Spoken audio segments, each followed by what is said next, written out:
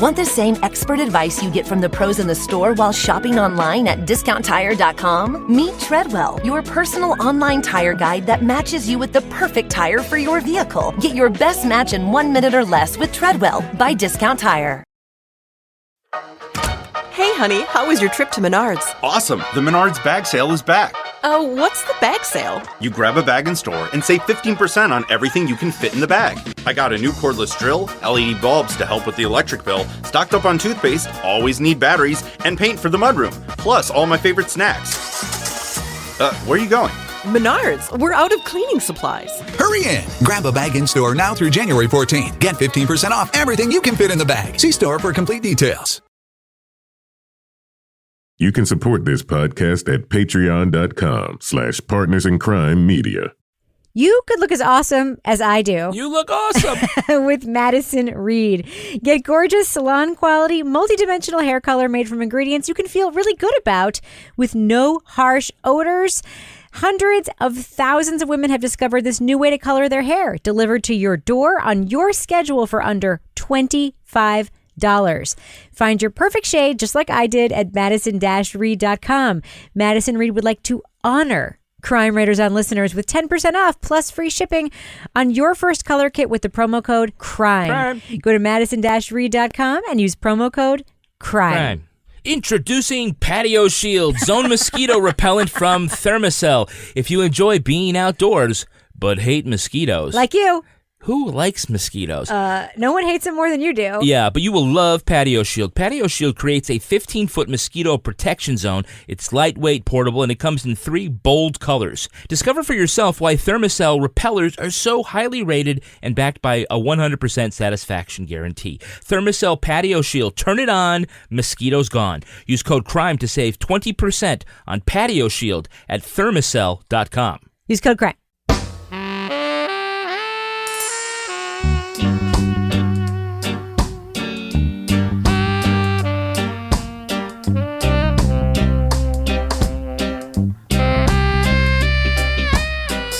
I'm Rebecca Lavoie, and this is Crime Writers On, the podcast about other podcasts and also about true crime, pop culture, journalism. And this week we'll discuss the return of the Peabody Award-winning podcast, In the Dark. Madeline Barron and her team look at the case of Curtis Flowers, a man who's been tried 6 times for the same crime. Joining me to dive into that story and a whole lot more is my true crime co-author, real-life husband, and caliphate hater, Kevin Flynn. Hello, Kevin. So I'm an infidel is what you're saying. You're the infidel of the show, and the internet has not forgiven you for your hate. Sorry. All right. Will you try one more episode this week when it comes out? Absolutely. All right. If it will create peace and harmony in the world. Rukmini Kalamaki was on Seth Meyers this week, and she was great. Was she crying because I said her show wasn't fantastic? It's not hurting her at all. I think she's dealt with ISIS. She can deal with you. I hope so. She's got good stuff. But just get the fuck out of that hotel room and get moving. Do some shit. Also with us is journalist, true crime author, licensed private investigator, former defense investigator, and our favorite certified cat lady, Laura Bricker. Hello, Laura. Hello. Yeah, there's lots of cat goings on in my house this week. There is? Always. Like what, Laura? My cats are just being pains in the asses lately. They're just jumping up on the counters, not following the rules, waking us up at 3 a.m, all sorts of fun stuff. They're having cat room springa. Is that what you're saying? Yeah, pretty much. Yeah. Well, it is springtime. It's the cat's time. They've Same got with the fever. dogs. Yeah, they do. Yeah. They do. The dogs, you take them out for walks and they just want to sniff at one spot for an hour, and you're like, come on, guys. Come on, do your business. And finally, with us is the novelist behind the City Trilogy and the Baron of our book club, Toby Ball. Hello, Toby. Hello, Rebecca. Well, audience members, we were just discussing before the show what we wanted to talk about next week, and we made a decision. Toby has seen a preview and a screener of the new Netflix series coming out this weekend. It's called Evil Genius, and he says it's worth watching. So that's what we're going to be talking about next week. Evil Genius on Netflix, and we're probably going to talk about some other stuff too. But when it drops this weekend, give it a look-see if you want. That's what we're going to be talking about next week. I also talked about it on The Blotter Presents this week. Ooh. So you're basically cheating on us with another true crime podcast is what I'm hearing. Yeah. Yes. Not cool, Toby. Sorry, Not man. cool. My bad. You know, we're not so, like when you're Coca-Cola, you don't even mention that there's a Pepsi. You know?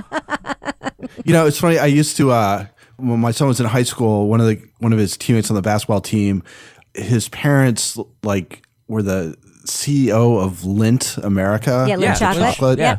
And so she would get like a Nestle's Crunch Bar or something from the Snack Shack. Mm-hmm. I'd be like, "Are you allowed to do that? Can I take a picture?" And she was like, I'm so sick of the Lindt balls. Yes. Everyone in New Hampshire is sick of the Lindt balls. We've talked about this on the show before. Well, they are until you do what I did when I got to go on the secret tasting tour when they were taste testing new flavors of Lindt balls. And I actually got to go into the chocolate factory. I had to do like a whole non-disclosure thing, so I can't even tell you what I ate. I went to a meeting. Was it chocolate? I went to a meeting in Portland, Oregon. Yeah. And somebody brought Lindt chocolate and everybody was like, ooh. And I was like, ugh. Not because it's not good, just because it's like everywhere here. Like it's like when you go to your doctor's office, they'll have Lindt chocolate balls in a bowl. Like it's everywhere. Right. And just so people know that we're talking about like the little round, the truffles and with the creamier stuff in the middle. Well, they're also pretty kind of community oriented, and so we had somebody at work who was on the board for Lindt, and they go out and a lot of times they just like, hey, have some chocolate, and there's chocolate everywhere. And last week I went to do this public television, in New Hampshire. This public television auction. Yeah. And they had donated a lot of stuff, and it was goddamn like Santa's factory. There was like so much chocolate. Nobody was eating it. Yeah. One of them was like a blueberry flavored thing, and I'm like, you are kidding me, right? Yeah. No one wants blueberry Nobody chocolate. wants that. That's what I want in chocolate. Fruit. Can I say something about you on that auction? Because I have kind of a funny story about this. It was so funny. So I was like, okay, this is me, my hot Friday night. I'm like, ooh, Kevin's on the New Hampshire Public TV auction. I better turn it on and tune in. So I'm watching and I'm like laughing and I make a little video. Right as I make a video of Kevin to kind of like, hey, everybody, look at Kevin. They have this like weather alert that comes through. Oh, I have to explain it's this. like, reep, reep, with like, severe storms are coming through. And I'm like, so it bleeps out Kevin. I think nothing of it. Meanwhile, I should also mention this is when I was having like a grown-up weekend and I'm watching the New Hampshire Public TV auction because my son was off camping with the Boy Scouts. Well, at like midnight, I get an email when that news alert for the weather came through. A microburst descended on the Boy Scouts at their camp out. Oh. And their little tents were flying everywhere and garbage cans. And he says, now it's turned into like, we almost died to now he's like, I saw tents going through the air with people looking out. I'm like, no, no, you didn't. Cow. But same cow. Cow. So anyway, if you see that nice clip of Kevin that I put up on our Facebook discussion page, that's the story of what happened next in New Hampshire. Yeah, so basically microburst. the thing was, and Laura says this, so we're doing this live auction. We're all in the studio. Which I still don't understand. We have like all these items you got to read, these descriptions, right? Yep. And so you're like in it, you got every round, you got like 9 things to do. You're on like the 4th one. And you don't know this because you're in the studio, but over the broadcast, the computer kicks in for the emergency alert system, and it covers your broadcast. Covers the broadcast. It takes all the audio away for this recording. The National Weather Service out of Gray, Maine has issued a severe thunderstorm warning for Coos County, Merrimack County, Hillsborough County. And you don't know this, right? And you're just talking along and it could just pop in at any time. So we're like, this was a real big annoyance. Yeah. Because you're trying to do a broadcast. Well, then the thunderstorms got to us. Yeah. In a TV studio that's drawing an awful lot of power for lights and stuff. And the lights we're live on the air. And the lights start to flicker and go out. And you can't be cool about it because you have this whole phone bank of volunteers who start going, woo! And you're just trying to like look cool. Right. And, look cool while you're doing a live off. auction for a local public television station. Yes. Which, by the way, it's not to knock this funding model, but I don't get it because it's an auction on TV for things, and it's very local things. It's like somebody who makes figurines is auctioning a figurine. Yes. The items go by super fast, and I'm like, so wait, what happens? Like, you're supposed to call and bid and then call back 3 hours later when your item comes up again. Because they write it on the little white erase board. I have no. But then it was on all weekend. Like I turned on the TV again on Saturday, and I'm like, it's still on. What? Is this a rerun? Listen, I work in public radio and I do an awful lot of on-air fundraising pitching. So I'm not knocking it, but I don't understand the TV auction because it's a lot of steps. First, you're willing to watch it, then you're willing to call. But I think you made it good, people though. have been watching that auction for 20 years waiting for something to happen, and it did. People were screaming. They thought they were going to die on public television. Plus, you were on it. Plus, I was on it. It was always just You were on exciting. it, and Yes. somebody thought you were on it with somebody from The Sopranos, and I'm like, no, I don't think that's someone from The Sopranos. No, it was not. Who was that dude who you were on it with? Jay Childs is a local filmmaker and a friend I know of Jay Lars. Childs.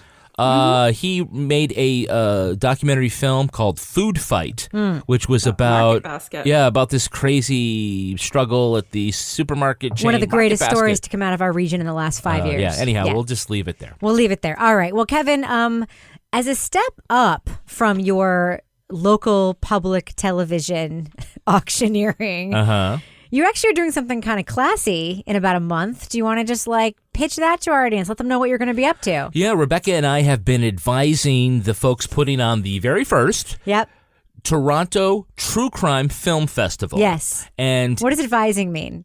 well, we helped them raise some money. Did we? Yeah, we donated a bunch of books. I don't remember giving any advice, but these people are so Don't lovely. worry, I have all. Remember that stack of books I brought upstairs? Yes. You have to sign them. Okay. And then we're going to give them to people who donated money to get the film festival going.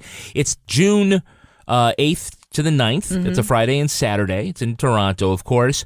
And I'm going to be on a panel which is about the armchair detective. Nice.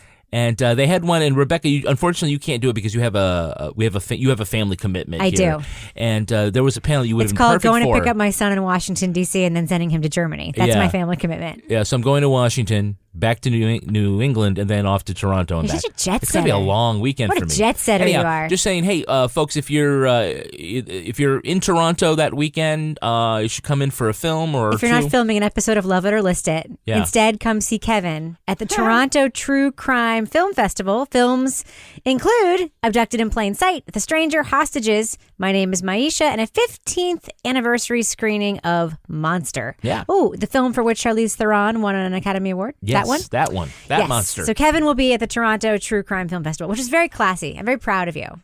Well, thank you very much. You're proud of me because I'm the one who got to go. I'm proud of you because I don't have to take a trip, but you do. Yeah. All right. So, Toby, I just want to give you a chance to talk a little bit about the book club podcast we dropped this week for our Patreon fans. It officially has a name now, Toby.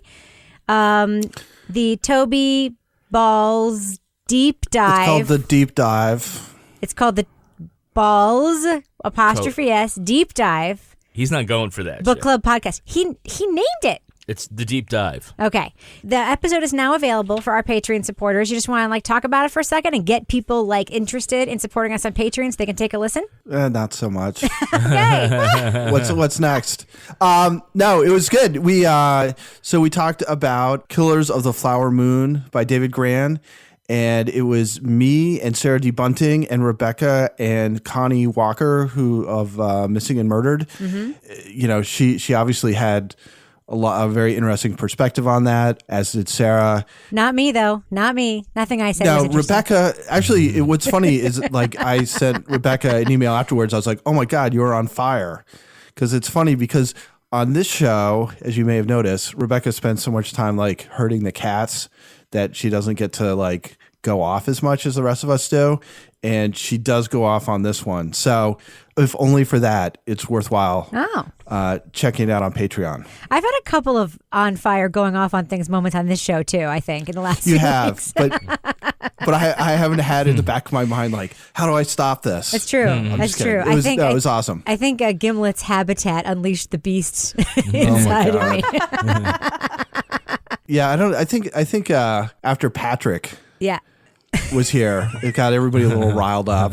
I know. I feel like we have to live. Well, I have to live up to Patrick. Those are big shoes to fill. It's about bringing your larger than life game. That's right. That's right. I guess so. All right. Well, I don't want to change who we are as people. That wouldn't be right. We did get some listener email this week that I just want to run by you guys. Oh, Kevin, you should say that thing we say when we have listener email. Listener email. Actually, usually you say hate mail. None of it's hate mail, though. Oh, it's true. Well, there's one. All right.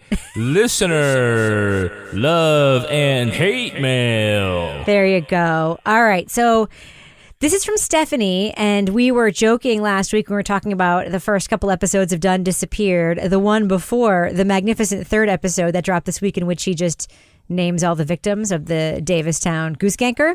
About our confusion and joking about the word gank, like not being a real word, like we didn't know what it meant. Apparently, in lots of parts of the country, and I also got this note from John David Butter himself, who clarified to me, like, it's a word.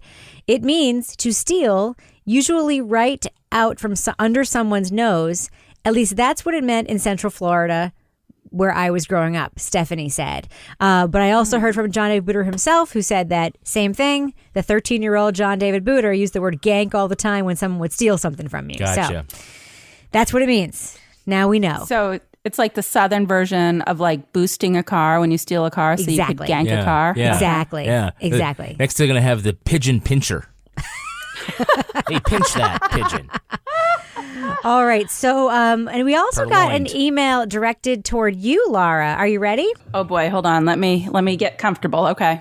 This is in a comment that you made. I'm trying to think of what the context was. It was about older people Not listening not to being podcasts. not being able to listen to podcasts. No, I think it more had to do with like podcasts becoming TV shows, right, Kevin? And she said, like, older don't people. remember. I think that's what it was. I think it was like, why are they adapting so many podcasts I don't and TV think that's shows? the point of the email. Anyway, Oh. and you made an offhanded remark where you said, well, you know, a lot of older people don't listen to podcasts, yada, yada, yada. Well, Cindy wants you to know, Laura, this 63-year-old listens to podcasts every day. Sorry, you don't think we know what they are. I was working with computers before you were even born. Wait, how does Cindy know how old you are? I'm just saying, I Cindy, know. just totally get off my lawn, Laura Bricker. Yeah. I feel sort of shamed. I'm gonna have to go sit in the corner with like the dunce hat for a while here. Listen, Cindy, Laura loves old people. She wasn't talking about you. And also, you sound super old when you write an email. Like when you say something ... before you were even born, that's something an old person Something would say. No, I'm defending Cindy. That's rude, Rebecca. Well, no. I mean, you know, I think it depends on the person because we've had conversations. Like, I think even we've had conversations about like Kevin and Rebecca's parents when you guys have tried to set them up with That's the right. podcast. Yes. And they've been like, and I've had the same conversation with some of my family members who say, what's that blog you do? And I'm like, you mean the podcast? So I think it depends. I'm glad that Cindy's hip and, you know, that's great. I hope to be like that when I get to be 63. Of course, by then, who knows what we're going to be doing at that point. Cindy is hip as hell. She really is, obviously, since she listens to our show. All right. And finally, an email from Monique who says, Toby, I caught you on the Facebook Live pregame show last week. You looked very sexy in your shirt with the cut off sleeves. When can we see more of that beefcake? I don't know how to answer this question. Okay. Are you feeling sexually harassed by one of our listeners right now? That's right. No, I just came back from the beach. Next time I come back from the beach and have to do a Facebook Live, there's a good chance that I'll be wearing a sleeveless t-shirt, which is what I wear to the beach. Do you ever take it off when you're at the beach? Do you? Do I ever take it off? Yeah. Only very, very slowly. We need to insert some sexy music right here, I think, for the segment. Oh my No, I think we're okay. Sexually harassing Toby. That's right. That could be a nice segment. Toby's Me Make Too Toby moment. uncomfortable in a room by himself. His last name is Ball. I'm sure he Yes. has heard inappropriate Yeah. things thrown his way. in his Probably. My name is Tobias Ball, which when you slow it down is to buy his balls. Oh, So Oh my goodness. well, there's that. I've How heard much? it all. We're digressing tonight. And thus is our first sponsor segue. Kevin, would you like to take it away? No, I'm just kidding. All right. Well, moving on to a little bit more highbrow subject matter, shall we? Reporter Madeline Barron and the team from APM Reports is back with their sophomore season of the smash hit true crime podcast In the Dark. This year, the American Public Media Podcast looks at the case of Curtis Flowers, a Mississippi man who stood trial 6 times for the same set of murders. Curtis Giovanni Flowers murdered those 4 people. There's no doubt in my mind.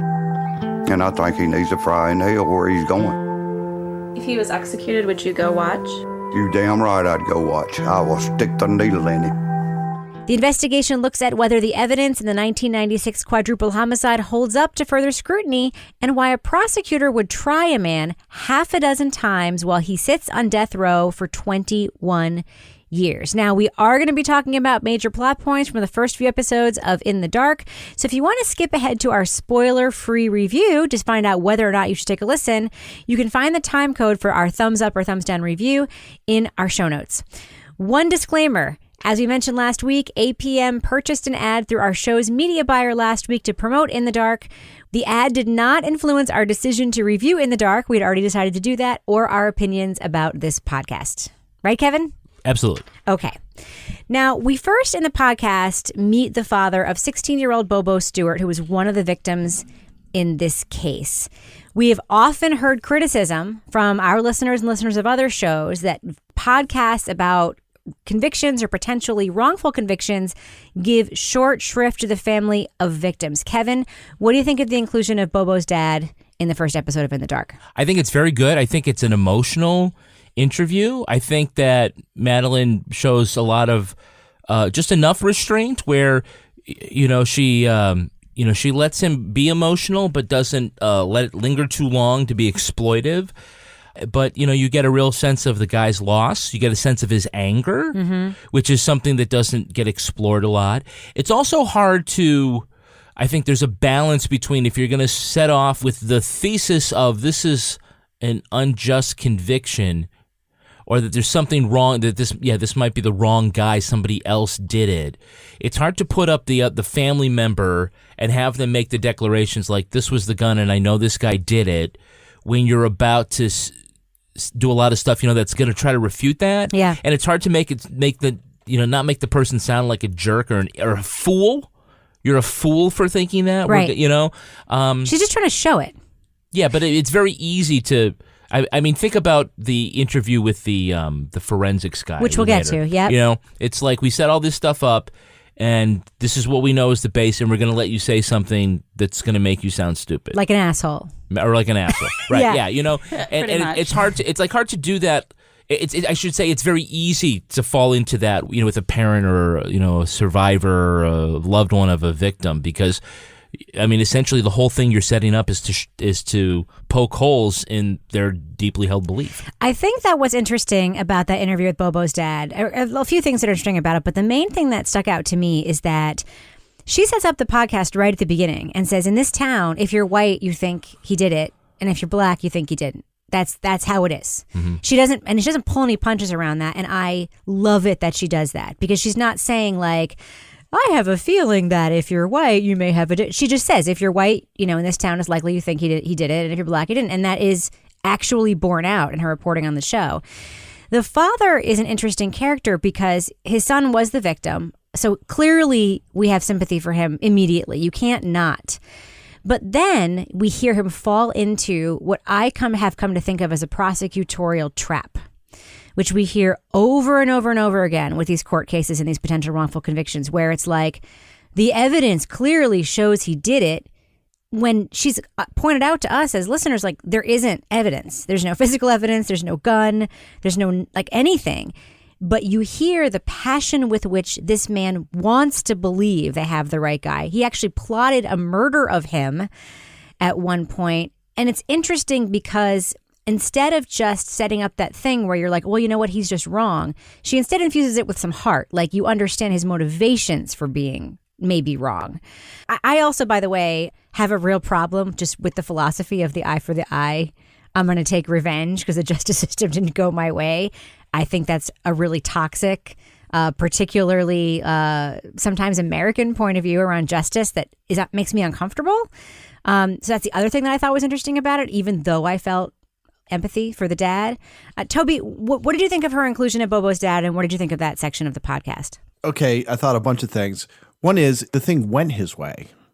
This guy's been on death row for however many years. Yeah. 21 years. Yeah. So he's like, his thought that I'm going to kill him was more on the off chance that he somehow gets out. Like one of these appeals actually gets him out of prison. No, his plan was to show up at the courthouse when he's like walking into court and murder him. That's what he told Madeline. Right. But I mean, that's the reason why. Like, it's not that he was let off and so I'm going to avenge my son.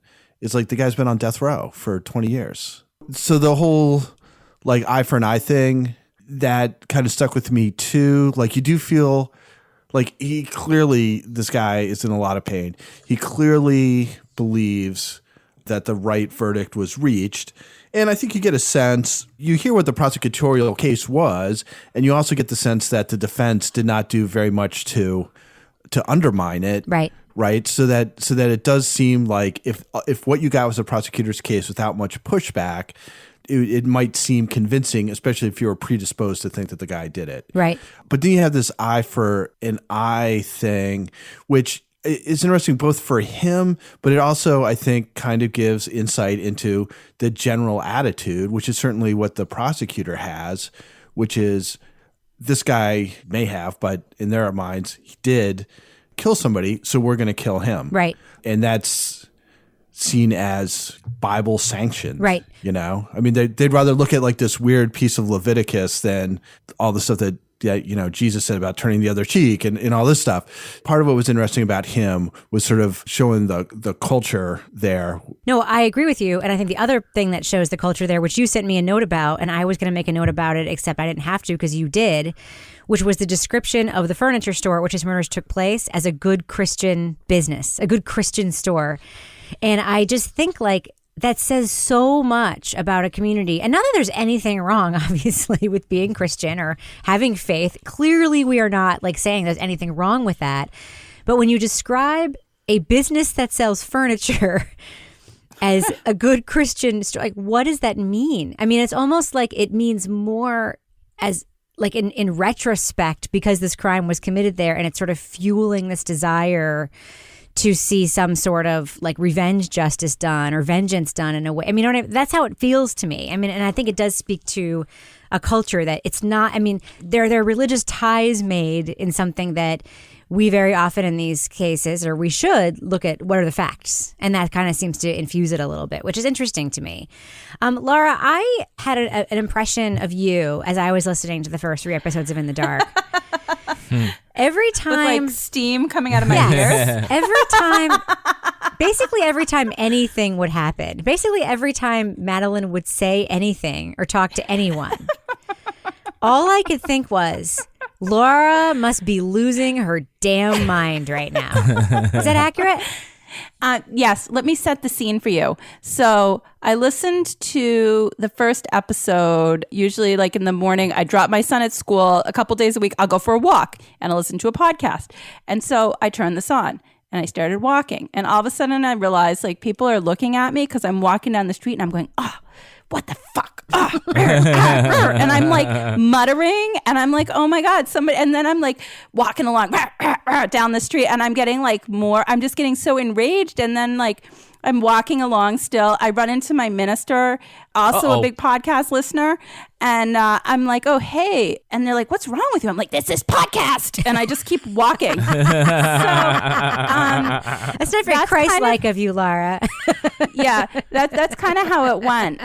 Ironically, right now there's somebody on a treadmill who's making the same faces at you. Listening to you, or they're laughing and they just spit their coffee out. Yeah, no, I was just like, first, I'm like, okay, this guy 6 times. What the hell? Right.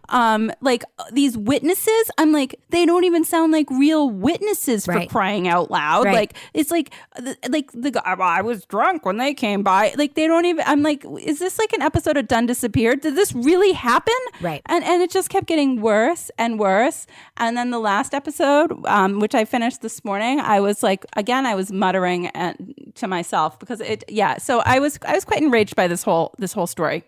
I'm glad to hear it. I'm glad to hear that my guess was correct. Kevin, what do you think of the structure that Madeline has set out with? Obviously, we don't know where this is going to go, but the structure she has set out with is to basically take some aspect of the case, whole episode about that one aspect of the case. Do you think that works? Yeah, it does. She set out that there are basically 3 main pillars of the state's case, and she's taking an episode to look at each of them, and we've heard 2 episodes on those 3 pillars. You know, I think it's certainly from a storytelling standpoint, it's good because it brings the focus all into sort of one thing instead of being, you know, in a lot of different places at once, and because it's a complicated case. I think that's good so that we're all focused on this particular aspect of the prosecution. And you can dive right into it. Yeah, you can, yeah. And there's a lot of reporting. I mean, so I was on an episode of Addendum for Undisclosed last week with Madeline Barron. We talked about the podcast. It gave me an opportunity to ask her a couple questions that I really wanted to know before we talked about the show. One of the things that was interesting to me is the whole team from APM Reports who did this show moved to Mississippi for a year. So they moved there. They lived there. They didn't fly in, do some walking around and reporting and then leave to go back to Minnesota. They lived there, which is an incredible expense of resources for a newsroom. And I thought that was really, really impressive and cool.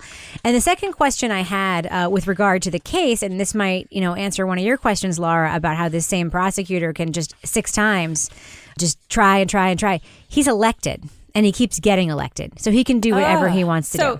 So he's in an area where this is like tough, seen as being tough on crime. Yep. But like, honestly, how much has this cost the taxpayers? Right. I mean, this is ridiculous. Right. Ridiculous. But you know what? There's something about this case that keeps getting him reelected. So he's not disincentivized to continue pursuing it. I mean, he's definitely there's a reason why he's doing it. Kevin, we have a classic. I think of it as a classic. Yeah. Root Talk episode for episode 2. It's not really Root Talk. It's more of a Root Walk. There's no crab crib, so. Exactly. So what do you think about this device for episode 2 and the structure for it? Did it feel familiar? Did it feel passé? Did it feel fresh? What did you think? Well, Serial definitely made it the thing to do a Root Talk. A recreation. Yeah, we have heard it in a couple of different podcasts. Yeah, but I think it's definitely appropriate here because the Root is critical. I mean, in just about any crime, you can talk about how did someone get from here to there, but the fact it isn't just so much that they walk to one place or something like that. It's because we've got all these different witnesses along the way. Right. And by the way, on their website, they've got a great interactive map of the route and where the different people are, and she interviews just about all of them. Right. There's a bit of a knowing nod to the audience. I think it's a knowing nod anyway that we're going to go out and walk this route. And oh boy, this took a long time. Wow, it was a long walk. It was several miles. It was a long walk. Good on them for doing that walk. Yeah, I'm sure. How many days do you think they were there before they said, "Hey, maybe we should walk this"? Yeah. Take a tape recorder. Yeah, but it also showed. Did it not also show the absurdity of the theory of the case that he'd walk all the way to one side of town, and then all the way back? And then all the way back again. Yeah. I mean, you wouldn't do that much walking unless, of course, your car was in the shop. Yep. And, why take the car to the shop to get repairs when you can call your mechanic? Oh, good idea. Nicely done. Very smooth. Yeah, yourmechanic.com is the great way to get your car serviced while you're at home or at the office because your mechanic, comes to you. Laura's mechanic. Yeah, better yet, at your mechanic. Laura's mechanic. Selected by me. Your personally. At yourmechanic.com, you get a quote up front, and this is the price that you will actually pay, and they'll even show you what the same repair would cost someplace else. I was looking on their website. It's at your mechanic, it's like half the price of what these services cost you at a dealership. Really? That's great. Yeah, and it's less than like a typical garage as well. And they also back up all their services with a 12,000-mile, 12-month warranty. So if your car won't start, you got that check engine light bugging you, maybe you need a brake job, call today and schedule an appointment. That way you don't have to take time off from work or, give up your afternoon in order to bring your car down to some greasy garage. They'll come right to your own house or place of business, and they'll do all that good stuff that you need done. Visit yourmechanic.com/crime. And a mechanic will come to your home or office. For a limited time, you'll get $20 off your first service. You can go online to yourmechanic.com/crime, or you can call now, 1-800-701-6230. yourmechanic.com/crime. What else you got, Kevin? Well, hey, it's never too late to get the best night's sleep of your life. True. And you can get a better night's sleep with the best sheets. Yep. That's brooklinen.com. Oh, my best, friends. most comfortable sheets. Sheets. The best, most comfortable sheets. No big markup. You can upgrade your nightly routine, and you'll feel more well-rested every day. Now, I really think that one sheet of Brooklinen sheets is not enough. No. At the minimum, you need two. You know why? Several sets. Because, on the dogs weekend... with muddy paws. You got to clean the sheets. They're fantastic sheets, but eventually you got to wash them. You got to take them off that bed. That's right. and then the bed is just there, bare, and what are you going to do? Well, if you're the kind of person who actually finishes the laundry when you start it, that's not a problem. Okay, this is a whole other thing. But like, if you end up going from Brooklyn and Sheets and you put on like the department store sheets, not as good. You know the difference. Right. You honestly do. And then when you get like another great set of Brooklyn and Sheets, you put them on, and it just feels so fluffy and smooth. Yeah, there's like one hidden bonus to the Brooklyn and Sheets that I know they don't talk about in their ad that I just want to mention right now. Yeah. The set of sheets comes like in an adorable Brooklyn and tote bag. I know, you were using that. I use that for my lunch like every day when I bring it to work, and I get so many compliments on it. People think it's like fancy tote bag, and I'm like, it's legit the tote bag that my Brooklyn and Sheets came in, and it's so cute. Brooklyn and Sheets were named the winner of the best online bedding category by Good Housekeeping. Go to mybrooklynsheets.com for an exclusive offer just for Crime Writers On listeners. You'll get $20 off and free shipping when you use the promo code CWO. CWO. That's a new code for us, I believe. New code. Yeah, CWO at brooklinen.com. Brooklinen is so confident that they will offer a risk-free 60-night satisfaction guarantee and a lifetime warranty on all of their sheets and comforters. The only way to get $20 off and free shipping is to use promo code CWO at brooklinen.com. That's BROOKLINEN.com. Promo code CWO. Brooklinen. These are the best sheets ever. They really are. And what the I say. cutest tote bag to bring your lunch to work in. Okay. All right, Laura, I've got a question for you. Getting back to In the Dark. Yes. You are a former defense investigator. Yes. You have interviewed a lot of witnesses in your career. Yes or no? Yes. Yes, I have. What do you think of the reliability of the witnesses that testified at all 6 of Curtis Flowers' trials? These are, of course, the root witnesses. The reason we got a Root Talk episode is because one of the key pieces of evidence that got him convicted 6 times were these root witnesses who allegedly saw him as he was walking to steal a gun and then commit the murders. One of them, for instance, Bojack Kennedy, thinks that ISIS was in Winona, Mississippi, and that Russians are bugging Madeleine Barron's microphone. There's another who was drinking openly on a park bench when she went to talk to him. What do you think of these witnesses? What would you think as a defense investigator if you went to re-interview these witnesses when you knew they were going to be testifying at these trials? This was one of the parts, I think, where I lost my mind the most in the beginning of this podcast.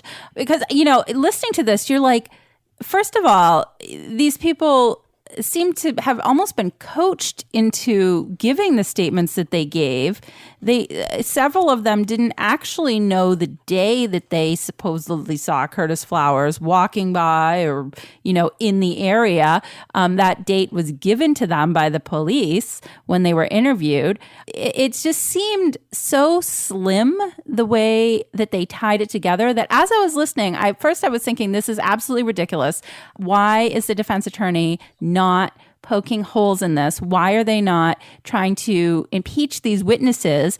Because it didn't sound like these people were even being elusive about the fact that they were shitty witnesses. Like, she went out and they're like, yeah, I was drunk. I don't know what was going on. Like, like they weren't even hiding this fact. So I wish I had never been a witness. I wish I had never gotten involved. What? Like, I'm like, it wasn't even like hard to like get this information out of them in terms of what bad witnesses they were. So first of all, I was like, did they not send an investigator from the defense team out to talk to these people after 6 freaking trials? Like, what's going on here? And if they did, what is going on with the jury in this area where I'm assuming they tried to call these inconsistencies out, that these people were seen as credible? Because listening to this, I was like I said, they didn't even sound like real witnesses to me, some of them. I'm like, this doesn't even seem real. This is Laura, so ridiculous. If this goes to trial for a 7th time, can't the defense use these recorded interviews to impeach those witnesses? Yes. You're trying to find different statements that people have given about a specific incident. So something that I used to do a lot, and it seemed like it was always in domestic violence cases or assault cases, people would have like public social media posts about what happened in cases, and you would go take a screenshot of it or to memorialize it. People would make different statements to different people, and some of that was hearsay and you couldn't admit it. But if there's, anytime that somebody is recorded that's a witness like that, which I think we talked about with Jay giving different statements when he was interviewed. That's something that you want to keep a record of. Yeah. Definitely. I mean, good God. I mean, was anybody else? I mean, I felt like I was like, oh my God, this, I can't, but it's so well done. I keep listening because it's such a fantastic podcast, but I was just so angry. Well, I guess I should scratch this question then that Kevin, you suggested I ask Laura, which is, I'm just going to read it, but she's not required to answer. Laura, Madeline makes the case that the cops found random people to say they were witnesses. Is it possible that's just good police work? Kevin, were you trying to make me erupt? I'm like that one on the volleyball team that just sets it up for you to spike. I wanted to hear your head explode. Now, Toby, oh my God. Toby, one of the things that I love about the style of this team's writing and reporting of these stories is that they are measured, but they are very thorough. And they give you details for scene setting and details for when you meet people that provide context without then telling you, this is why I just told you that. And I think a really good example of that is when Madeline goes to talk to Curtis's parents. She goes to the Flowers home. She first describes the lot next door, which was the site of a school that had burned down. And she says, as an aside comment, people in town, both white and black, think that the school was burned down when integration was brought to the school. And then she moves on and interviews Curtis's parents. And she doesn't take that beat to say, see, kids, I told you it was racist here. Like, she doesn't do that. Do you find that as just like pleasant and measured and thorough and wonderful as I find it, that kind of storytelling? Yeah, well, it's more like what you do like when you're writing a novel, right? I mean, that's we don't know, Toby. You're the novelist. Tell us. Yes, it's part of it. But it's like relaying information without getting into exposition. So it's like finding other ways of getting that across. So like that's a perfect example. It's sort of artfully done, and I guess it's somewhat convenient.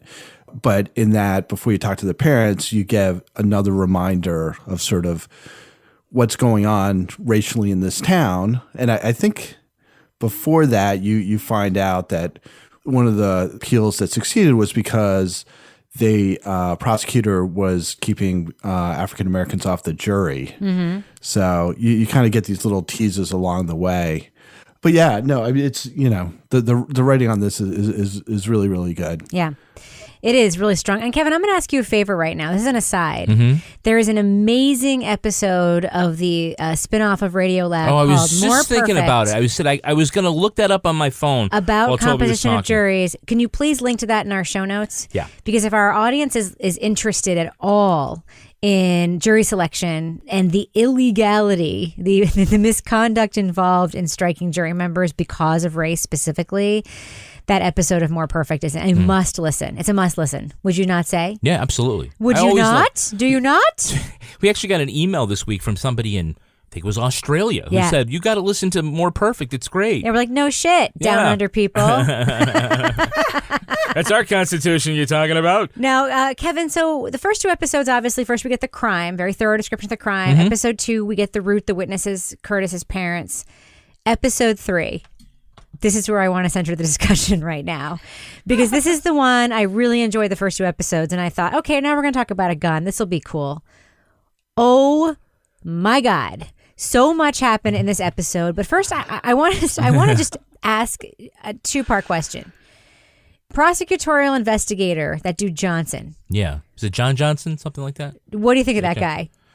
Wait, on the shady scale, 1 being white, 10 being Oompa Loompa orange.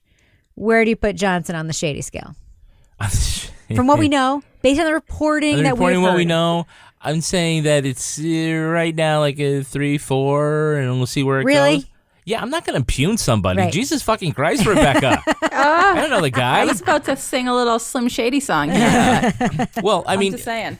I mean, there was the point made that like the thing that the prosecutor should have known about how he misrepresented Curtis's incident where he shot a kid in high school. Yep. that Johnson should have known that that isn't how it went down because he was the police chief who investigated that accidental shooting. And he testified at trial. Differently. Yeah, but you also hear him sort of use that really aggressive technique with Doyle. Yes, tell us about that. Which I thought was really kind of interesting. I mean, I think we're jumping ahead. Explain who Doyle is for a second. Okay, Doyle is actually Curtis's mother's stepbrother, so it's like his step uncle. Yes, distant relative who he sort of knows. And that we know that a handgun was stolen from his glove compartment from his car the morning of the shooting. He says a handgun was stolen. And that apparently he was a suspect for a very long time, but several weeks. For a long time. And the cops were going back and forth between Curtis and Doyle, and maybe it was Curtis and Doyle. Where Johnson comes in is that Doyle had been pretty cooperative, it seems, for some time. He told them about his gun. He let them, retrieve some projectiles from his backyard where he'd been apparently doing some target shooting. And when we get to this one interview that we hear about Johnson quizzing Doyle, Johnson is also coming down pretty hard on Doyle, just like we've heard about him doing with Curtis. I think that's kind of like probably who he is. But I thought it was really interesting that when Doyle was told that, this gun is the murder weapon.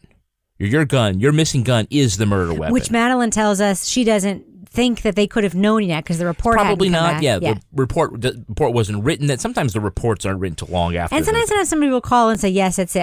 But I haven't done the paperwork, right? But we can maybe assume we didn't in know. a way, it doesn't matter because he can fib that in an interrogation. I thought it was interesting though is that the whole time, Doyle was like, "Oh, my gun's gone." Oh, you want to go find bullets? Obviously, he's helping them sort of put these two things together. And when they tell him, the gun was used, we've matched it, it's the murder weapon. He's like, wait, what? All the time, he seemed to believe it was not going to be that. Right. I found that really odd, as if he knew that it was a different, he knew it was a different weapon and it couldn't have been his gun. What I thought was more odd was his proactive running into work and telling everyone the gun had been stolen from his car. It did feel a little... He did it where he picked up lunch. Yeah. I don't know. That was a little strange for me. But let's talk more about this gun episode. Can we talk about the snakes, too? Ugh.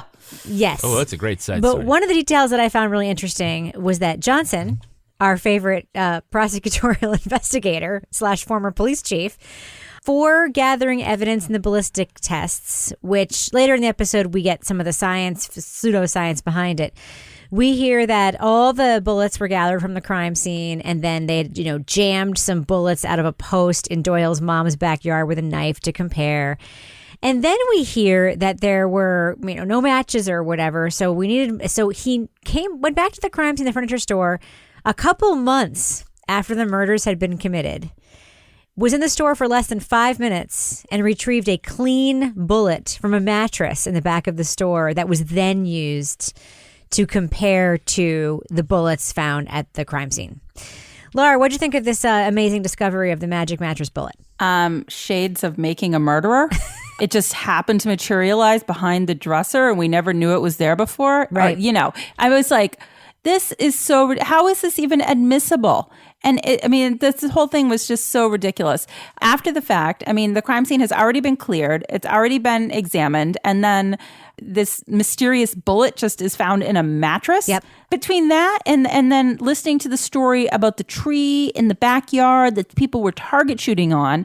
So everybody and their brother was down there target shooting, but the bullet that they did happen to, wedge out of the tree, they think that for sure is the bullet. And we don't even know where the gun is. I'm just, the whole thing is ridiculous. Right. But the mattress in the store, I'm just like, is this, there's so many times listening to this, I'm like, how is this happening? Right.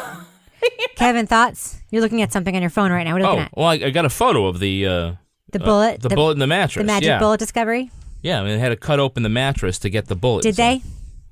So just asking. that's ridiculous. No, I'm not saying this guy definitely fabricated evidence in this trial. I'm saying Madeline's reporting has led me to ask these questions. Okay, sure. It isn't like 4 people got shot and there were no bullets recovered. Right. Okay, I think that there were those bullets. They were saying that the projectiles were damaged. The importance of the bullet in the mattress is that it was in a pristine state or a near pristine state. Right. They say it was a pristine bullet. It was as good a sample that they could get to compare to something else. Okay, so we're obviously not all on the same page about the magic bullet found inside the mattress. I think, yeah, whatever. However, there's another aspect of the episode that I imagine we're going to find more consensus on. Toby, forensic science around ballistics. Madeline actually talks to 2 people. She talks to somebody who runs a ballistics lab at a police department who just describes how it works, which is basically you look at 2 bullets and you make a decision in your mind using no standards of any kind. Oh yeah, these 2 look alike. They came from the same gun. And then we hear her talk no standards of any kind. That's an exaggeration. No, not. She literally no says that. Standards of any kind. She literally says that. No, she doesn't literally say that. What Andy Smith told me is that there's actually no set of criteria for what constitutes a match. It's not like you're required to have the same number of lines or the same distance between them. You just have to find what firearms examiners call sufficient agreement between 2 bullets. And what sufficient agreement means is for the individual examiner to decide. I'm sorry, guys. Am I wrong? Did she literally say there are no that? standards of any kind? Toby, what did you hear in the episode about the standards around ballistic testing? I don't want to take sides in this. No. You can take sides. Mom and Dad are fighting. The woman said there's no way that you can tell conclusively. Right. Yeah. Right. So there's 3 different takes on it. And there's like the woman who actually knows what she's talking about, who says, this is one of the problems, that there is no good definition of what it means to find sufficient agreement. So what's sufficient agreement for you may not be sufficient agreement for me. And so you have this very undesirable situation where 2 examiners looking at the exact same samples might reach different conclusions. And then there's a guy, Baelish, who actually does the testifying, who says, when you're looking at these, you have to get to the point as a firearms examiner, convince yourself that there's no other gun on the face of the earth could have left these marks. And that's what I do. How do you do that?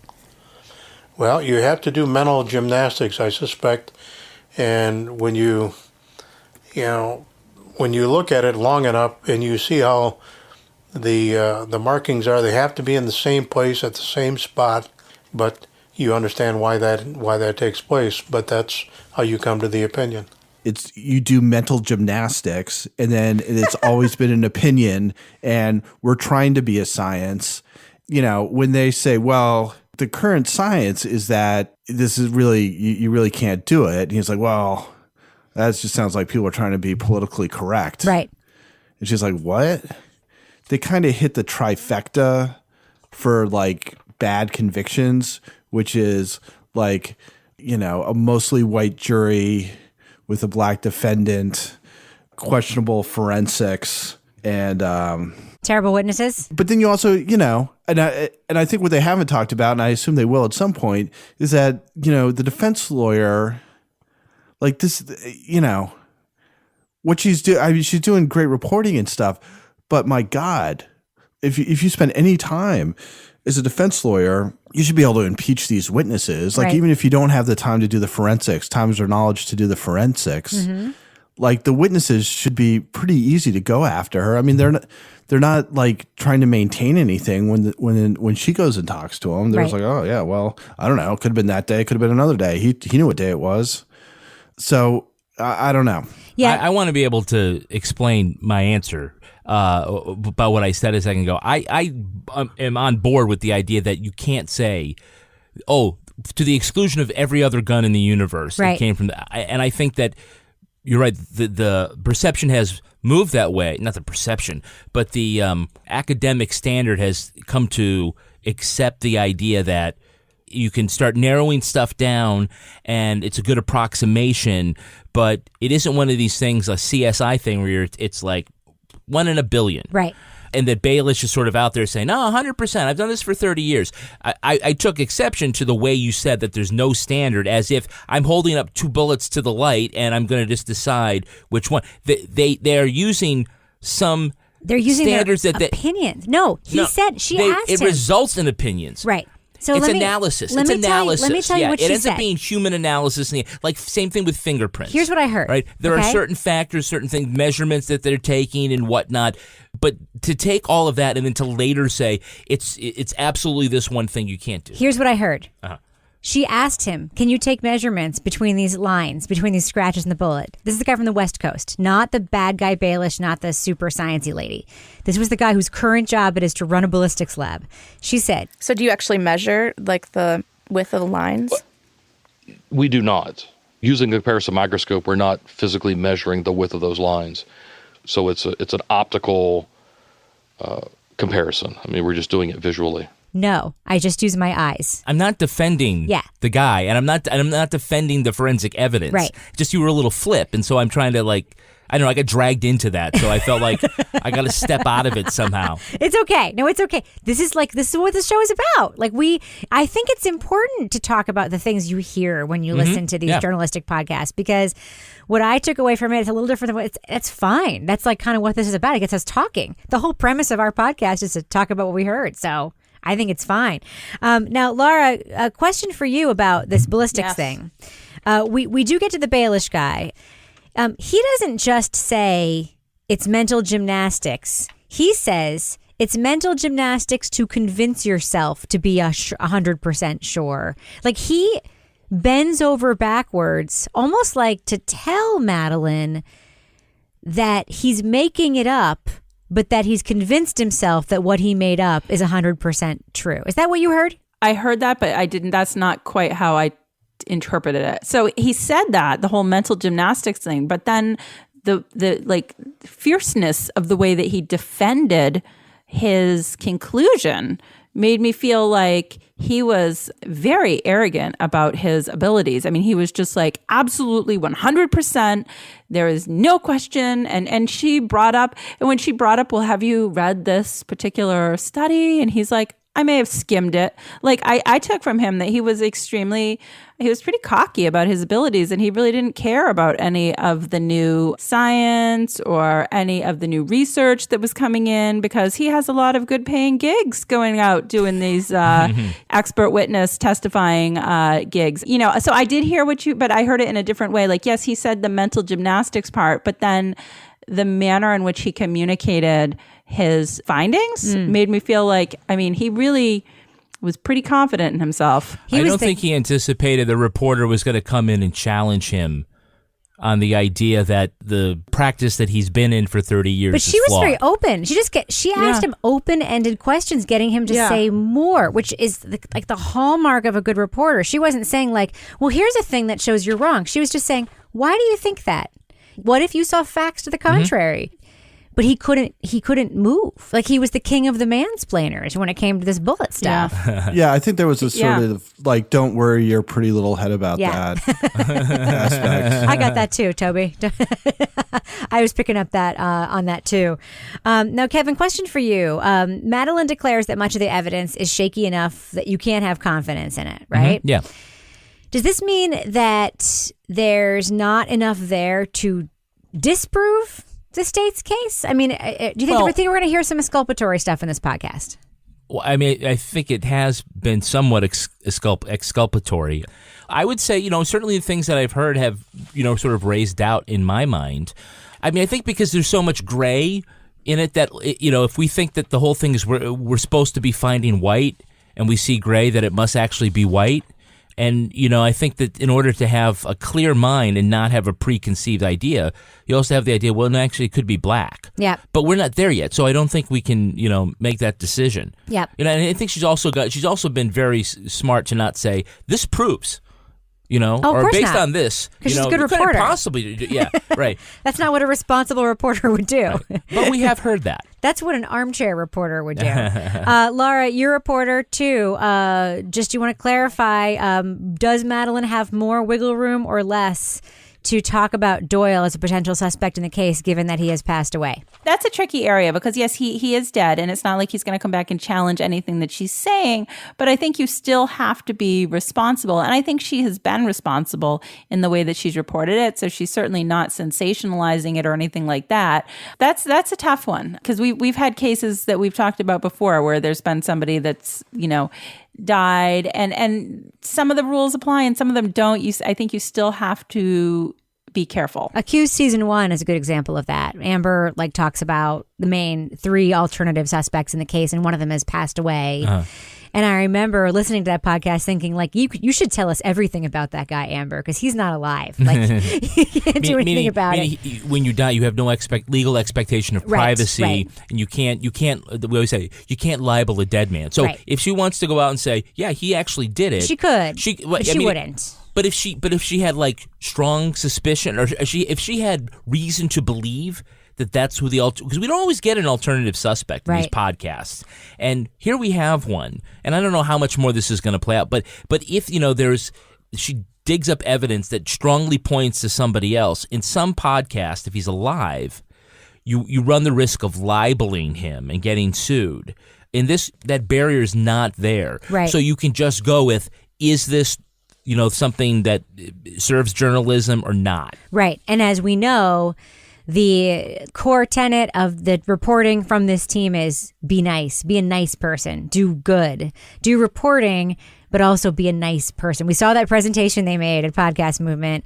That was the heart of it. Was they played that piece of tape from In the Dark season 1 with that neighbor who was a suspect. They just played it as it aired in the podcast. And then they played it with some ominous music underneath it to show us what it could have sounded like if they weren't nice people. And we know that is what is at the heart of this team. So with that being said, I think it's time for us to go around the horn. We are 3 episodes in the Dark season 2. I think it's time for us to give our thumbs up, thumbs down review of this podcast. Should our audience check it out if they haven't already? Laura Bricker, I'm going to start with you. What do you think? Absolutely. This podcast is just so well done. We listen to so many podcasts, and everything about this is done well, from the reporting to the writing to finding all these great witnesses. And so we hear all sorts of different voices. And the case is a case that's just absolutely maddening and infuriating. And it's a case that needs to be examined. All right. So thumbs up from Laura. Toby Ball, what about you? Thumbs up or thumbs down for In the Dark season 2? Yeah, strong thumbs up. As I was cooking steak tips on the grill today and thinking about this, if I had a story that I wanted some podcaster to tell and I had my choice, I think Madeline Barron would, if not the person, would certainly be in the top 1 or 2. Totally. So, strong thumbs up. We're on a good run right now, I think, of some really quality podcasts that are a big step above. Yeah, I agree. This podcast is just a couple of points away from being perfect in terms of what it is trying to deliver. The reporting and the investigation itself is really compelling. And if people are interested in our audience and they want to know why we really have a problem with podcasts that aren't journalism, acting like journalism, and real journalism, this podcast is an illustration of what real journalism looks like, what it sounds like, what it feels like. There's a team of reporters on the ground. There's research going on here, tons of interviews, data being looked at, history being looked at of a community, backstory. We're getting, if you look at even just the Doyle story, there was a really unbelievable, holy shit side story about Doyle and a traumatic experience he had. They sent somebody to the swamp? They sent somebody there to report it, and they did it so efficiently. That was 5 minutes of the podcast, maybe less than that. They told this whole side story, just doing so much character development in such a short period of time. For the most part, it's perfectly written, beautifully mixed, with very few exceptions, and I just love it. Huge thumbs up for me for In the Dark season 2. Kevin, what about you? I'm a thumbs up. I think this is a really great podcast. You're right, Rebecca. It bills itself as an investigative podcast, and that's what it is. And that does set it apart, where other ones try to be kind of go in with a wink and maybe we'll solve something. This is their stated goal, and whether or not they solve the case doesn't quite matter. It's going to show us the things that they turn up from looks like some solid reporting so far. So I think no sophomore slump here in the dark, doing really great. I think it's just as good or better than season 1, and that's a high bar. It's a very high bar. I just, I'm really upset because I just realized now that Brooklyn and Sheets would have been a great one to come out of In the Dark. Oh, yeah, it really would have. It really would have. But I blew it. What are you going to say instead? Well, who doesn't like something to eat like Daily Harvest? Nailed it. Nailed it. I bet Madeline Barron, that long walk she took in the Root episode? She must have been parched. She must have been parched. You know what would have sustained her? A Daily Harvest smoothie in a cup. That's right. Frozen organic fruits and vegetables, and delivered right to Madeline there in Winona, Mississippi. Yep. Each cup stays fresh in your freezer and can be prepared in just one step. All you do is add water or your favorite milk to the cup and you blend it. Then you have an amazing meal or snack filled with delicious whole ingredients in just 30 seconds. Now, they have some great smoothies. Laura, tell me about some of the smoothies you've been desiring. Well, now it's getting a little warmer out, so they have some really refreshing smoothies for summer. They have one that's got watermelon, and I think it's got some sort of a mint in it, which is very light, very refreshing. It feels very healthy. It's definitely something when it's hot out that is a nice thing to make in the afternoon when you want to have a little treat. That's right, and I think that what you were the other flavor there in that watermelon one was it was cucumber watermelon. Cucumber, yeah. I love that one. It's so refreshing. Yeah, and Daily Harvest has great smoothies, but they also have other wonderful products like soups, and they have a new thing. Lattes. Ooh. Lattes. I'm you down can for that. Hot or cold. They've got 3 great new flavors with the same blend of superfoods that make it just wonderful to have. Go to daily-harvest.com and enter promo code CRIME to get 3 free items in your first box. That's promo code CRIME for 3 free Daily Harvest cups at daily-harvest.com. Daily-harvest.com. Promo code CRIME. What else you got, Kevin? Well, as nice as Winona, Mississippi sounds. Yep. Does it? We just alienated all one of our listeners who lives there. Well, Madeline lived there for some time. Look, I think you always just kind of want to get away. You do. Get out of town for a little bit. I know I do. And what better way to plan your vacation than to use tripping.com. Tell me more. Don't visit a ton of different websites to find that vacation home that you want. You go to tripping.com. It's one search. That's the one site where it'll search. It'll let you compare every home from the world's top vacation rental sites all in one place, and you can find the perfect deal. So you'll see from all those, brand name websites that are setting up these vacation rentals, these home rentals, Tripping will look at them all, aggregate their different prices, and tell you what the best deals are. So you can do a lot more when you do a vacation rental, because instead of like being in a hotel, it's more space. It's a house or a cottage or something beautiful like that. It's more space for everyone under one roof. That's how we always vacation. Oh yeah. Now look, I just mentioned that I'm going up to Toronto for this film festival. I'm only there for one night, but I used Tripping, I went to tripping.com/crime. And I was able to find myself a nice apartment for just one night. Nice. And if I wanted to stay a week, I could do that as well.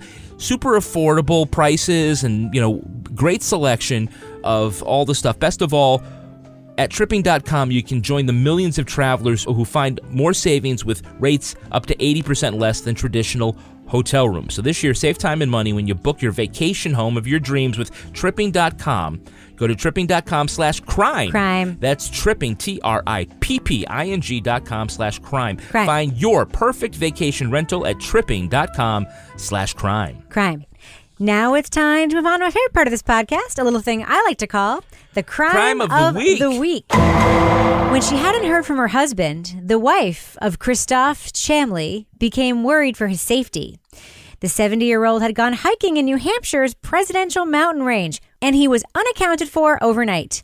The next day, 24 fish and game rescuers and a National Guard helicopter scoured Mount Adams and Mount Jefferson to find him. And as we know here in New Hampshire, that is a very big deal. His wife was relieved to know he wasn't on the mountain. Instead, he'd thought better of the hike, turned around, and checked in at the luxurious Mount Washington Hotel for the night. Instead of a lean-to, he'd slept on a 4-poster bed with a view of the championship golf course. He said he had sent a text to his wife, but we know the reception in the mountains is pretty spotty. Fish and Game officials were not happy about the miscommunication. A state law allows them to bill the cost of a rescue operation to any hikers whose reckless actions get them in trouble. They haven't made a decision yet on whether or not to make this guy pay, but it could total in the thousands of dollars. Ooh. So here's my question for you, panel. What were the many dangers this hiker faced while staying at the luxury Mount Washington Hotel? Laura Bricker, I'm going to start with you. Well, I can't think of the Mount Washington Hotel in dangers without thinking of the infamous Cave nightclub. Word. Which scene of, I think we had a big scandal back, I don't know, now I'm dating myself, probably 10 plus years ago here in New Hampshire. We had our acting attorney general resign over an incident in the Cave nightclub. One of our judges. Over a conga line. Over a conga line gone wrong. Yep. So I don't New know. York, your attorney general's a bad boy. Ours had to resign because of a conga line. That's right. The Cave. I mean, the Cave. So who knows? I think he could have met more danger at the hotel. Plus, isn't it haunted? Wasn't it in The Shining? I mean, there's so many things. No, it wasn't. About That was place. the Overlook Hotel. But the Mount Washington Hotel, when you're one of those long-ass hallways, exactly like The Shining. looks a whole lot like it. Toby Ball, what dangers do you think this hiker could have faced while staying at the luxury Mount Washington Hotel and Resort? Hot stone avalanche. That's very, very good. That's very good. I have to say, I believe that some of the dangers that hiker could have faced would be drowning in a super luxurious and giant soft towel. Was that something that they have? Yeah. Or perhaps smothering himself in one of those big robes they have at the luxurious Mount Washington Hotel. Ooh. What about you, Kevin? What dangers do you think he faced while he was there? Well, I think if he's able to get away from those twin girls and the kid on the big wheel, he could possibly drown in the tidal wave of blood coming off of the elevator. It's true. If he made the mistake of leaving pepperoni on the windowsill and all those seagulls come in, That's true. That could be a pretty bad thing, too. Kevin, can you please link to the Mount Washington Hotel in our show notes so our listeners can see how much it looks like the Overlook Hotel from The Shining? You mean the Omni Mount Washington Resort? Yes. You bet. And spa? And spa. Remember the spa day we had there? I do. Co-ed spa. I do. All right, Laura Bricker, before we wrap up the show, do we have a cat of the week this week? No cat of the week, even though I'm currently, like, all my animals are staring at me. They've all busted in. I'm going to be, like, murdered possibly in, like, a few minutes. But, no, we're going to have a dog of the week this week, and it's another New Hampshire story. We're going to go with one of our listeners, Amy Cavino. Her dog. You mean WMUR Oh my gosh, I TV know this story. reporter Amy Cavino? Yes, Amy Cavino brought her dog Bella to work this weekend, and while Josh Judge was doing the weather, Bella just kind of wandered through, and all of a sudden he's like, "Whoa, dog!" So I thought that was pretty funny. He handled There's it been a very lot of well. Yeah. yes, a Doesn't lot of she have tweets like a about huge dog? It's a big dog. Is she yeah. like a Pretty Bernese big. Mountain Dog or like a St. Bernard or something like that? It was like white and black. I don't know. It was a big dog. I don't know how management thought about it, but if it was the guy who was there when I was there, he would've lost his freaking mind. Oh, we love Amy Cavino. Amy Cavino is one of our favorite fans, only because we are also fans of hers. She's a reporter on our local TV news station, WMUR, where Kevin used to work, and we just love her. Yeah, so, she's Amy, super. shout out to you. And thank you for tolerating us and all the jokes we make about TV reporters on this show. All right. That probably wraps it up for this week. Laura Bricker, if people want to reach out to you and pitch you their animals to be your cat of the week, how can they find you on Twitter? At Laura Bricker. And Toby Ball, people want to reach out to you and ask you to once again expose your amazing biceps for the world to see. How can they find you online? At Toby Ball NH. And Kevin Flynn, people want to tweet to you and remind you that there are, in fact, no actual standards for ballistics testing. How can they find you on Twitter? Yeah, instant message me directly at Kevin P. Flynn. I'm looking forward to it. No, but for real, you're at Kevin P. Flynn, but you can also join us on the official Crime Writers on Facebook discussion group, right, Kevin? That's right. I'll be there waiting for all of your No. comments. We are all there all the time. We are there all the talking time. to our audience. So, if you're a fan of ours on Facebook, join our Facebook discussion group. It's a whole lot of fun. You can also follow me on Twitter and Instagram at Reb Lavoie. You can tweet to our show at Crime Writers On and join the folks on the official Facebook group. They're pretty awesome. You can Join us, Amy Cavino. You can support us at patreon.com/partnersincrimemedia and hear Toby's exclusive book club podcast. It gets real deep. For other exclusive ad-free content, subscribe at StitcherPremium.com/crime. Go to our website, CrimeWritersOn.com, to sign up for our newsletter. Our theme song was performed by Rocksteady Freddy and the New York Ska Jazz Ensemble and used with permission. This show was recorded in the Yoga Loft above the Bodega in Bay St. Louis, Mississippi studio, formerly known as Studio C, the closet in our basement where we have hung all of our Peabody Awards. Just kidding. Have not won. We have not won any of those. On behalf of all the crime writers, thanks so much for listening. We will catch you later. Kevin needs to be boning up on Boning? On what's the book? In Cold Blood. In Cold Blood. You know that you're supposed to do that, right? Yeah, I know that. Just checking. Okay, great. Yeah. Is Laura ever going to get to be in one of these book clubs? I'm on the list. She's already scheduled. Okay, good. This one's for the ladies. Toby and the ladies. Toby and the ladies. Oh my God. It's ladies' night at the Deep Dive.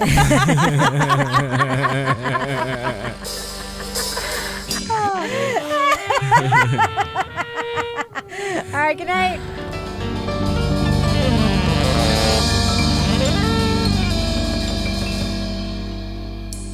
Partners in Crime Media.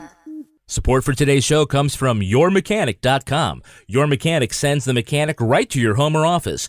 Better yet, you get a quote up front, and it's the actual price you pay. Car won't start? Check engine light bugging you? Call 800-701-6230 today to schedule an appointment or visit YourMechanic.com/crime. For a limited time, you'll get $20 off your first service. Hey, honey, how was your trip to Menards? Awesome! The Menards bag sale is back.